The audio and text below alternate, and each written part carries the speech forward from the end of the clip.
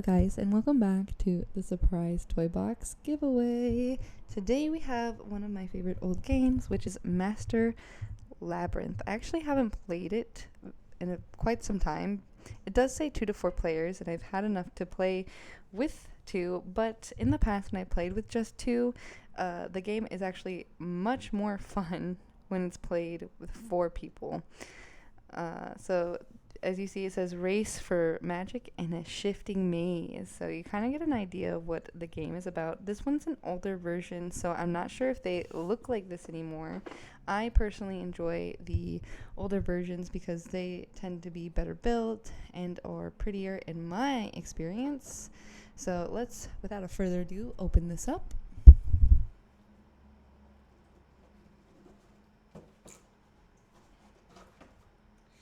And here's the main board game.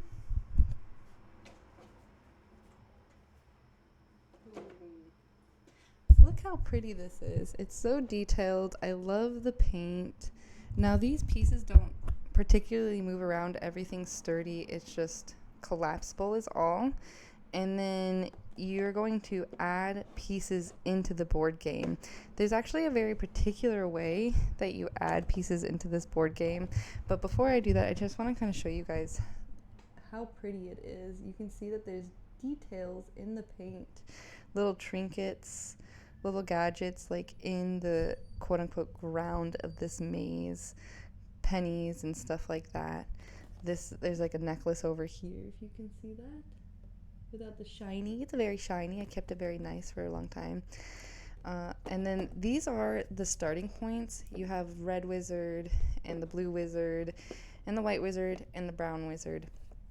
I do believe each wizard, they're not like they are those colors, but they're also a different name to it. You should also get one Master Labyrinth little explanation, and we'll kind of go over this a little bit so that way you guys know how to play the game in case yours doesn't come with it. Master Labyrinth, maze game for 2 to 4 players. Again, I highly suggest 4. 10 years to adult. Author was Max J. Colbert. Designed and illustrated by Monka Broski and Attler Ravensburg. It should have 1 board game, 43 maze tiles, 21 number tokens, number 1 to 20 and 25, 4 playing figures, which I am missing the brown one, 12 magic wands, which are just these cute little sticks here, 21 secret formula cards, which are these cards here. Object of the game. Deep in the musty catacombs beneath an ancient ruined castle, the fabled, amazing labyrinth is hidden.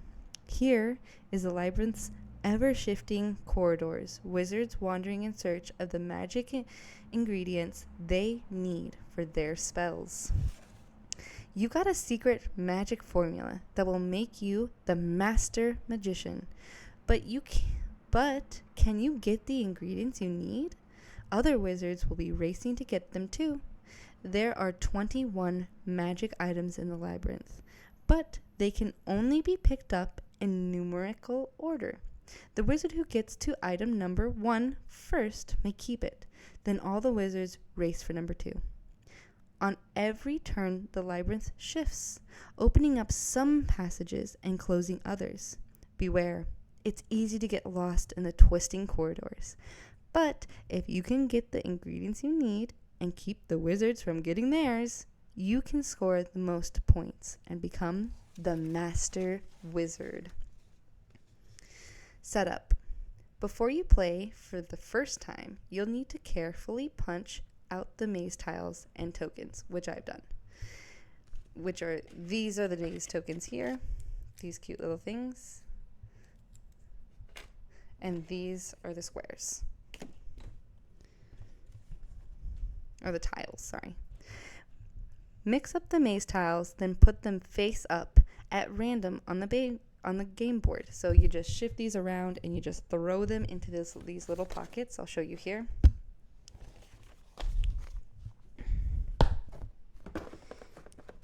You just randomly pick and they just go in just like this all the way around until it's completely filled. And you want it to be super random. Like if they connect, that's cool, but there's no real need for it. And trying to set them up in a way in which that you think would be helpful for you doesn't really, like, honestly, I tried to do that a few times and I feel like it actually hurt me more than it helped me. So yeah, it just depends on how lucky you are. Okay, let's continue.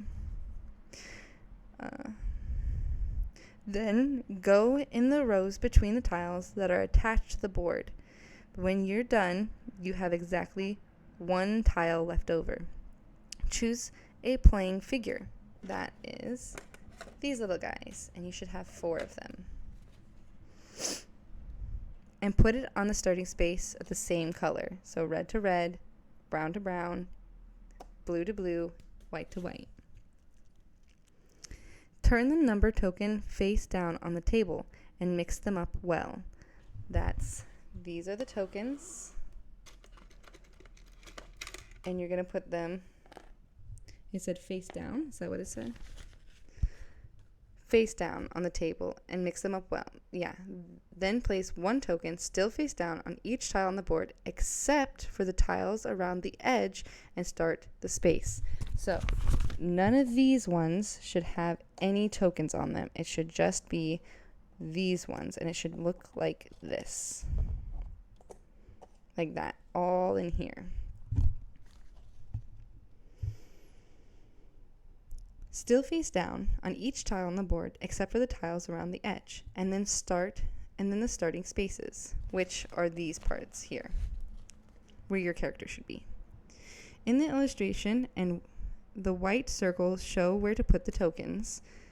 So if you see here, you can see what it kind of is supposed to look like fully. Once you've put all the tokens on the board, turn them all face up. Each number token has on it a picture of a different magical ingredient. For a description of each ingredient, see the last 2 pages of this book. Shuffle the 21 secret formula cards and deal 1 to each player. Don't show your card to the others. Put the rest of the cards away. You won't need them. Finally, give each player 3 magic wands. Now you're ready to start playing. The youngest player goes first. You start every turn by shifting the labyrinth. Well, I'll explain how later.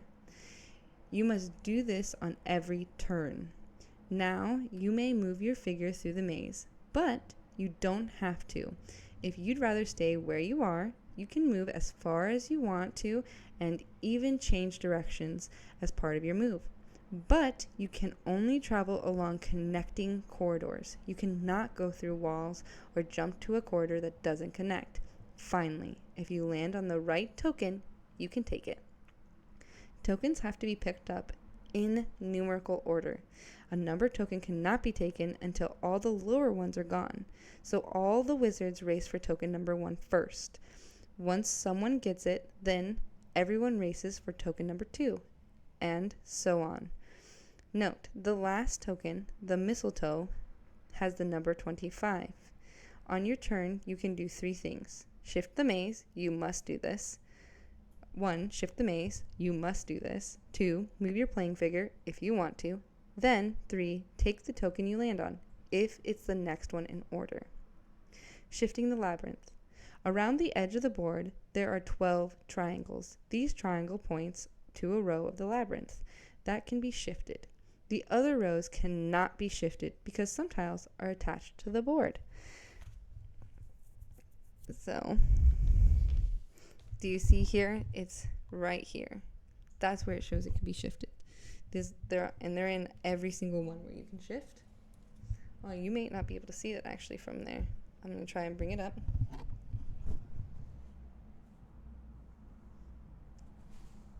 Right here. So you would, well, I'll show from the other side.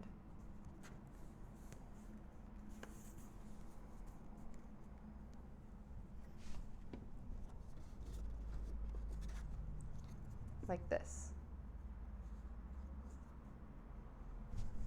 And everyone has to do that on their turn.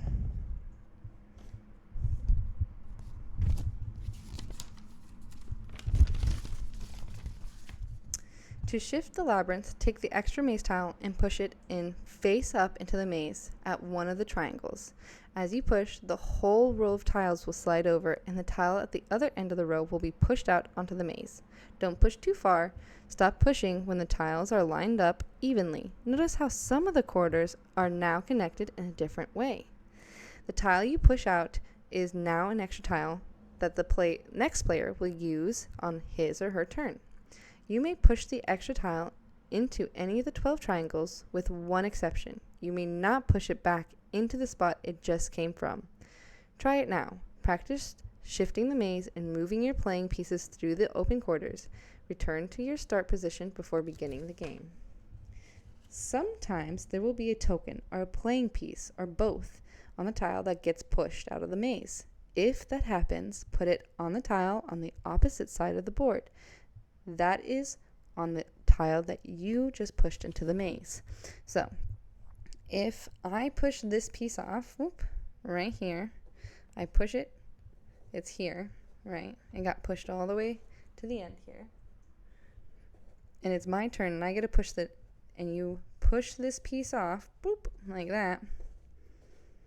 Then, this tile goes to the next player, but this piece comes here onto that tile, which would be filled in.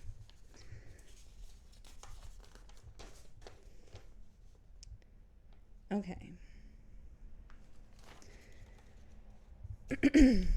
More about moving.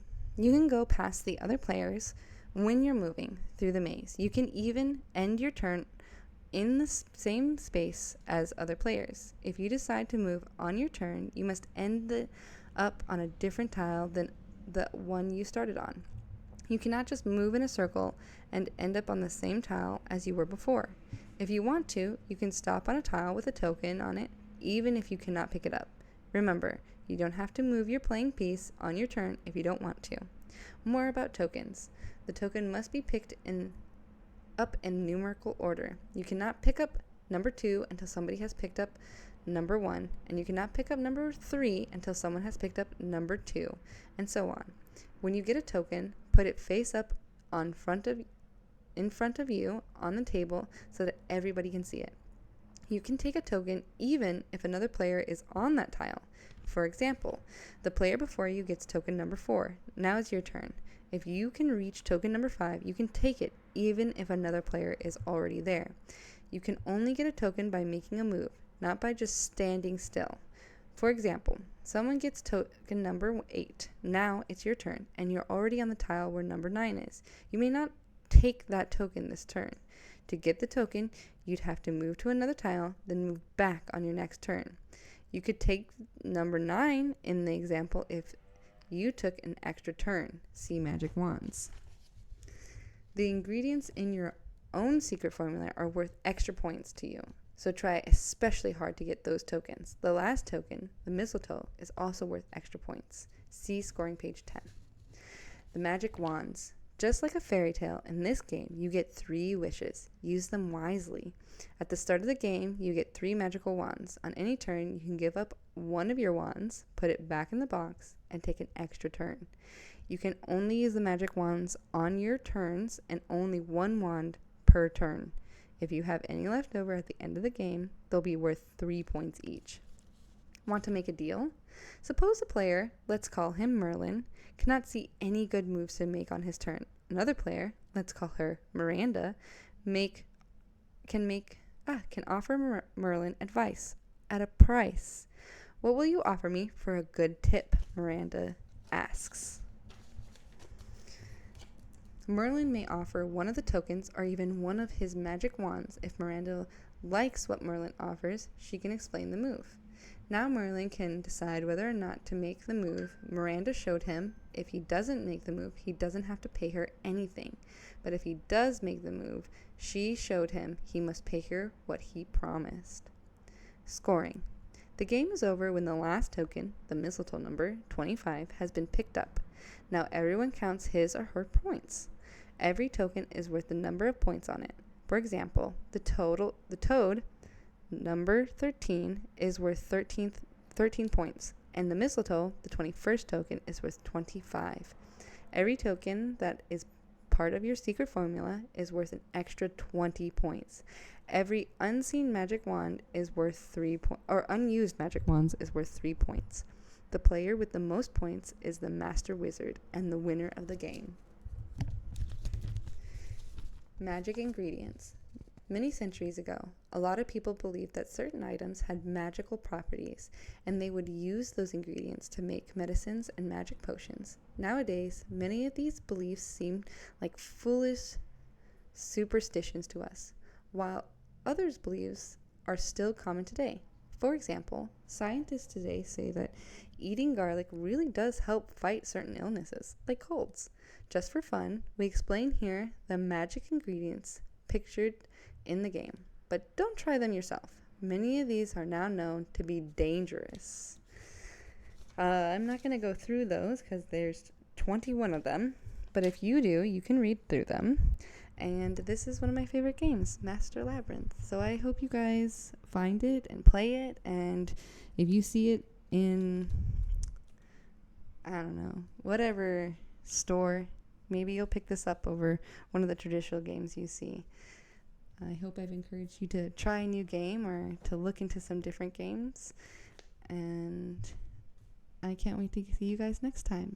Just a reminder that today is the 24th and we will be ending our slime giveaway on the 30th. I will be contacting the person on the 30th who wins. And on the 1st of May, we will be posting a new video with a giveaway and what that toy will be and who won the giveaway. So keep a lookout for that video, keep a lookout for your inbox, and we'll be in contact with whoever wins soon. Until next time, don't forget to like, share, hit that bell icon so you know when we post, which should be every Friday, and shorts throughout the week. And leave a comment down below. What's an odd game that you don't see that's usual, that you enjoy playing, or an old game that you now play as an adult? Until next time, guys. Bye.